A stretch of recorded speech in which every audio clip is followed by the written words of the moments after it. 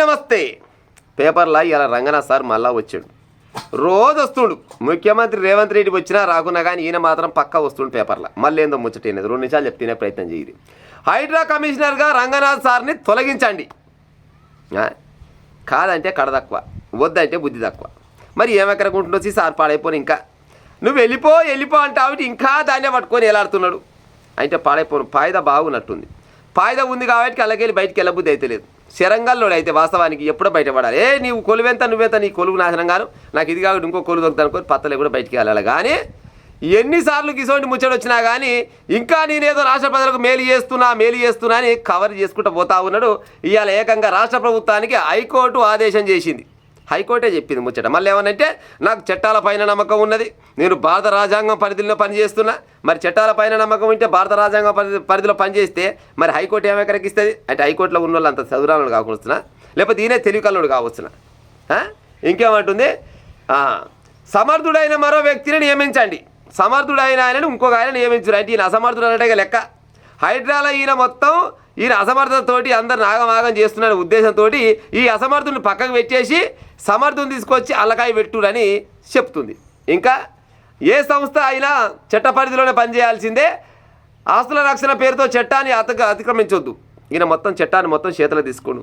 నల్లగా పాడైపోరు దయ్యం పిల్లలు ఉన్నటువంటి ఈయన బండ్లు. ఆ దయ్యాలను వేసుకొని పోతాడు. పేదోళ్ళ నెత్తిలో చేయి పెడతాడు. పేదోళ్ళ మొత్తం వేడి కాడికి లెక్క మొత్తం సాఫ్ చేసి బయట వేస్తాడు. నేను చేసుకొచ్చిన హైడ్రా ఇయ్యాల ఇన్ని కోట్ల పని చేసుకొచ్చిన అన్ని కోట్ల పని చేసుకొచ్చిన అని పొద్దుకంగా ఈయన కాంప్లైంట్ ఇస్తాడు. ఇంకా ఉత్తర్వుల ఉల్లంఘన కోర్టు గౌరవాన్ని దెబ్బతీయడమే, హామీల ఉల్లంఘన కూడా కోర్టు ధిక్కారమే. పశ్చాత్తాపం లేని క్షమాపణ తిరస్కరిస్తున్నాం. హైడ్రా వ్యవహారంలో హైకోర్టు తీర్పు. 1,50,000 కోట్ల భూములను రక్షించామని చెప్తున్నా. 1,50,000 కోట్ల రూపాయల భూమిని రక్షించిందట మరొకొడుక. 1,50,000 కోట్ల రూపాయల భూమి. ఆర్టికల్ 2148ను ఫాలో అయ్యాం రంగనాథ్ చెప్తుండు. రంగనాథ్ ఏం చెప్తుండు? ఆర్టికల్ 21ని 41ని 48ని ఫాలో అయినా, నువ్వు రాజ్యాంగం లెక్క ప్రకారంగానే నేను పోయినా. మరి రాజ్యాంగ లెక్క ప్రకారంగా పోతే మరి రాజ్యాంగ పరిధిలో పనిచేస్తే లేకుండా వస్తున్నా. వీళ్ళంతా కోట్ల పనిచేస్తున్న రాజ్యాంగాన్ని లెక్క చేయకుండా వస్తున్నా. ఈయనొక్కడే రాజ్యాంగాన్ని లెక్క చేస్తున్న వస్తున్నా. ఏడైతే డబ్బు గల్లలో భూములు ఉంటాయో, ఏడైతే రాజకీయ నాయకుల భూములు ఉంటాయో అందులోకి పోతే అందుకు సార్కు గిది పడుతుంది. పేదోళ్ళ భూములు ఉన్నాయి అనుకో, నా సామిరంగా ఉరుకుతాడు. ఉరికి మొత్తం వేడికాడి కూగిడేళ్లతో పీకి బయట పడేసి వస్తాడు. మల్లారెడ్డి దగ్గర పోయినాడులా చెప్పి ఆశకు వస్తుందా. కానీ మల్లారెడ్డి దగ్గరికి పోయిండా? ఇప్పుడు మల్లారెడ్డి కాలేజీలు మొత్తం శర్రలే కట్టిండు. శర్రలు కట్టినాక ఆల్రెడీ దానికి అద్దులు కూడా ఉన్నాయి. చూపించినా కానీ అటెంకలు అడుగు పెట్టాడా? ఆయన కాడికి పోయిండా? పోడు.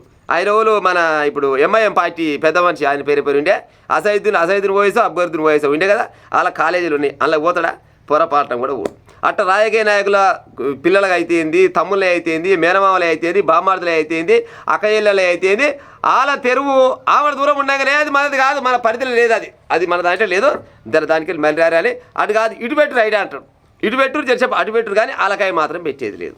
మరి నిన్ను ఏమక్కడికి పెట్టిరు? హైడ్రా చేయమని. హైడ్రా కమిషన్ నిన్ను ఏమక్కడికి ఎంచుకుంది? నువ్వు ప్రభుత్వ భూములను కాపాడుతావని చెప్పింది. మరి ప్రభుత్వ భూములను కాపాడినా అని చెప్తున్నావు. ఎంత? 1,50,000 కోట్ల భూమిని రక్షించినని చెప్తుంది కదా.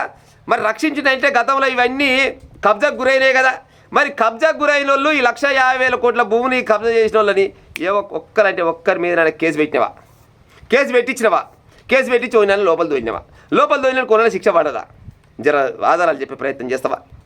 ఆధారాలు చెప్పే ప్రయత్నం చేయాలి కదా.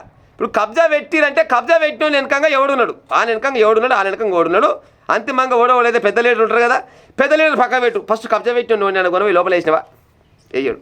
ఎందుకు వేయడంటే వీళ్ళు వెనకంగా మొత్తం పెద్ద మనుషులు ఉంటారు. ఆ పెద్ద మనుషులకు ఈయన సద్దులు మోస్తాడు కాబట్టి ఇవాళ గింత కాడికి వచ్చింది.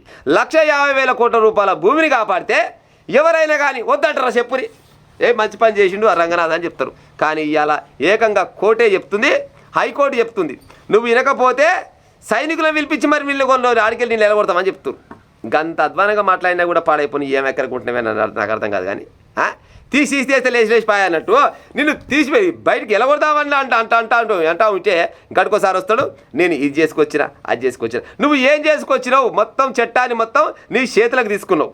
చట్టాన్ని నీ చేతులకు తీసుకొని అక్రమాలు ఎక్కువ చేస్తున్నావు, అక్రమంగా డబ్బులు సంపాదిస్తున్నావు. అందుకోసమనే డబ్బున్నోళ్ళ కొమ్ము కాస్తున్నావు, పేదల నెత్తలు చేయి పెడుతున్నామని నిన్ను ఏడుకాడికి తొలగించి నీ అసమర్థత పాడైపో, నీ అసమర్థత పక్కకు పెట్టి సమర్థవంతమైన తీసుకొచ్చి పెట్టాలని ఇవాళ హైకోర్టు ఆదేశించింది. మరి హైకోర్టు వాళ్ళని కూడా తప్పు పడుతున్నారు నాకు తెలిసి. హైకోర్టు వాళ్ళని తప్పు పట్టాడు. ఇప్పుడు అదే మన అరకపూడి గాంధీ భూమి 307 సర్వే నెంబర్ ఏమనుకుంటా, ఎన్ని ఎకరాలు ఉంది ఆడ భూమి, గాడికి బొమ్మని చెప్పినాం పోయిండా.